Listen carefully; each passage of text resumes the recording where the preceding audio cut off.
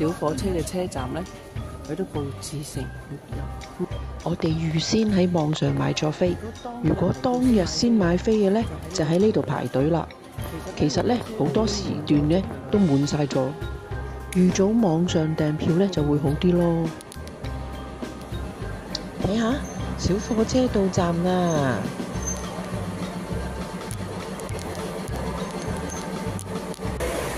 我哋訂飛嗰時呢，就揀咗第5卡嘅車廂啦，因為第5卡車廂啊係富貴車廂嚟嘅，原因呢，就係車廂裏邊呢兩邊都冇玻璃遮擋，影相就最啱噶啦。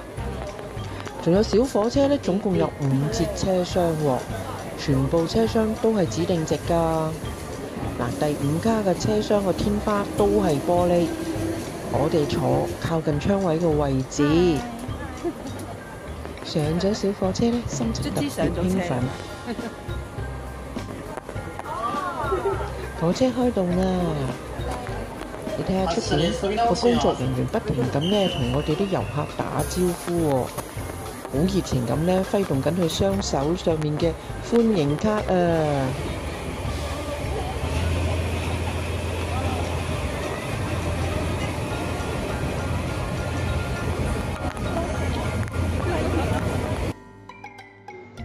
此外嘅托洛哥小火車呢，全程呢7.3公里，我哋呢就由呢個此河南山站開始，就搭到去呢個龜崗站終點嘅。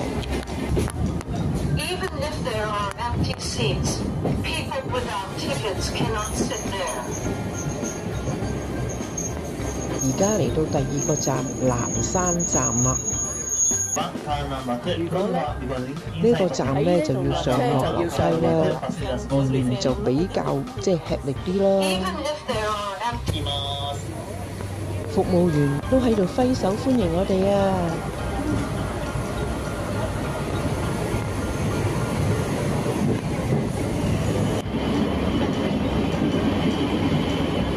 我哋而家喺個山窿裏邊啊，得眼細眼你得，出嚟啦出嚟啦！沿路呢會經過呢個寶樽峽溪谷，我哋而家望到呢，就喺急流上面嗰隻寶樽村遊船啦。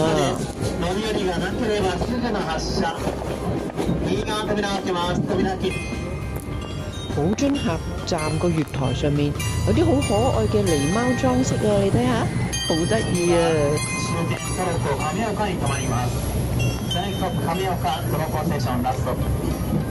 乘坐呢個南山小火車呢，沿途可以欣賞兩側森林同埋溪谷嘅美景，而且呢，佢4季都有唔同景色㗎。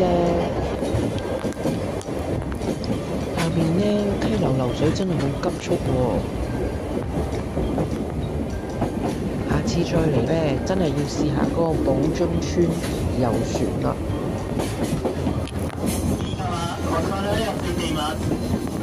右後ろを振り返ると JR 嵯峨野線小月尾駅をご覧いただけます。駅橋の上に駅のホームがあります。こ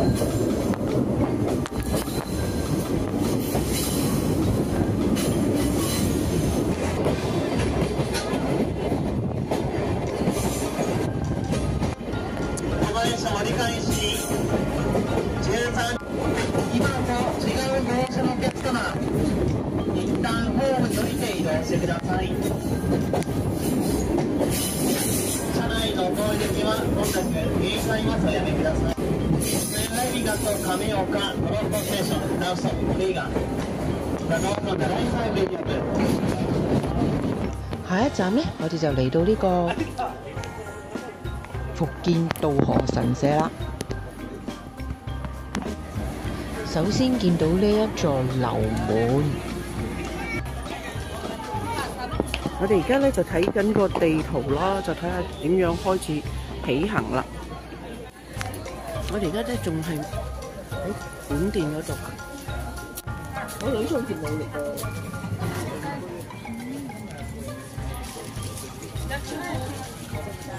呢個咧，呢個係等咯。哦，頭先嗰個係手指扣咯，好靚啊！呢個都可以買一對啊。嗰啲面具得。我哋開始上山啦。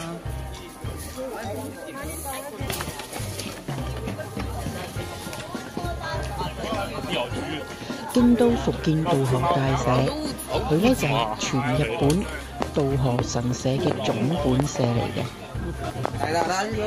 亦都係京都香火鼎盛嘅神社之一。福建道河大社呢嘅地點就喺市區啊，交通非常之方便。係啊，所以而家而且呢，佢入場仲係免費嘅添啊，所以由朝到晚嘅遊客呢都係絡繹不絕嘅。著名景點千本鳥居呢，更加係遊客必到嘅打卡勝地。呢啲鳥居呢都係信徒捐獻嘅。成個福建道河大社嘅鳥居總數量啊，差唔多呢達到1萬座啊！嚟到呢個千本鳥居啦，咁兩邊佢有人流管制嘅，要由人編嘅鳥居仔。呢邊右側方，呢個矮啲喎，呢個鳥居。成千座嘅鳥居呢，搭成紅色嘅長廊。紅色鳥居上面呢就刻上立鳳，即係捐獻咁解啦，亦都註明咗捐獻者嘅姓名同埋年份。行完第一輪出到嚟咧，又係買嘢嘅地方。誒，係啦，呢邊係出啦，係咪啊？呢邊又出啦。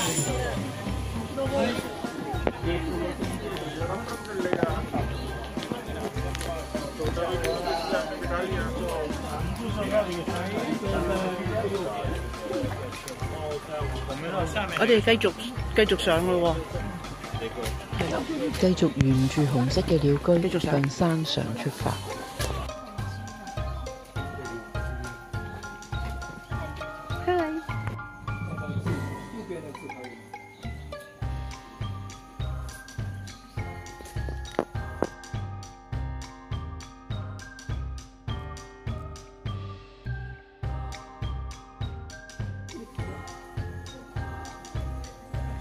喺神社周圍咧都有好多貓咪啊，佢哋就唔驚啲陌生人咯，即係自顧自咁樣好悠閒咁樣喺度散步，好可愛啊！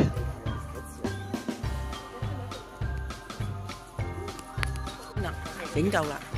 咁落山呢條路咧就冇鳥居，就有樹林。誒，已經開始天黑㗎啦。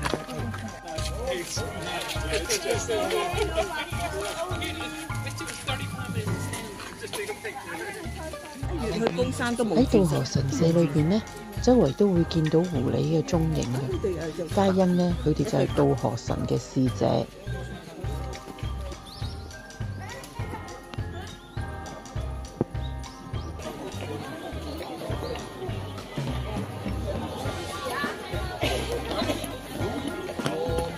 而家咁夜都仲有團上緊嚟，即係證明咧，福建道河社咧就好鬼受歡迎，源源不絕，周圍都係人。有好多攤販咧喺度擺賣啲街頭小食。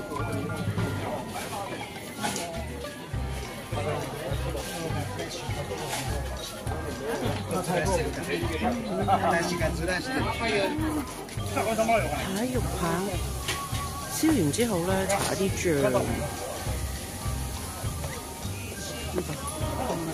正喎！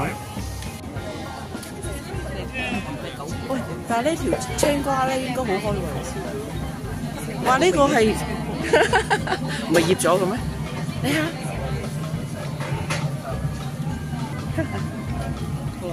可樂餅、炸雞，係。耶！我㗎，我要。Thank you。我哋而家食飲勝。哎呦！原來咧呢個係得半條嘅，我哋畢嚟食嘅。今晚嘅晚餐咧，我哋就食呢間。呢啲係咩？唔知乜加酒。炭燒加酒吧。門口酒櫃真係擺咗好多酒喎，吧台嘅位置咧可以直接睇到咧，嗰個廚師就喺客人面前咧烤肉啊！哇，你睇下幾煙火鼎盛。我哋咧就被安排坐喺2樓嘅位置喎，上面嘅裝飾咧都係一般日式居酒屋咁嘅佈置啦，環境咧都算寬敞。嗱，嚟居酒屋食嘢咧，就會點咧？就一碟咁嘅嘢擺喺你面前，係400 yen。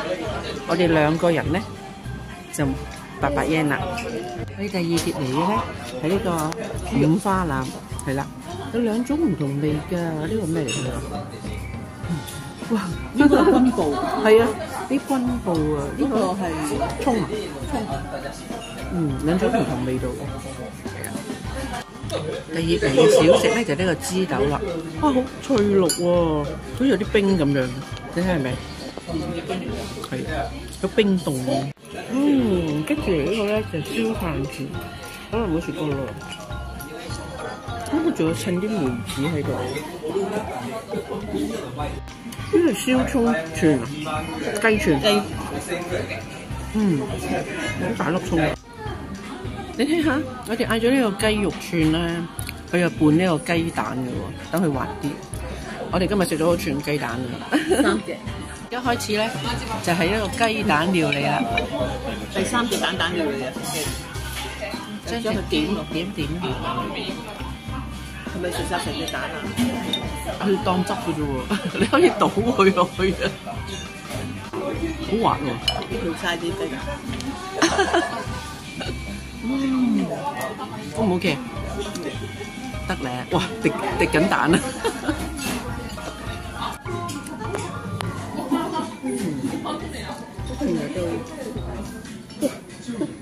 睇到好似隻髀咁大隻，窿窿地。今日咧又玩到夠啦，我哋咧就食埋呢餐美味嘅炭燒作結尾啦。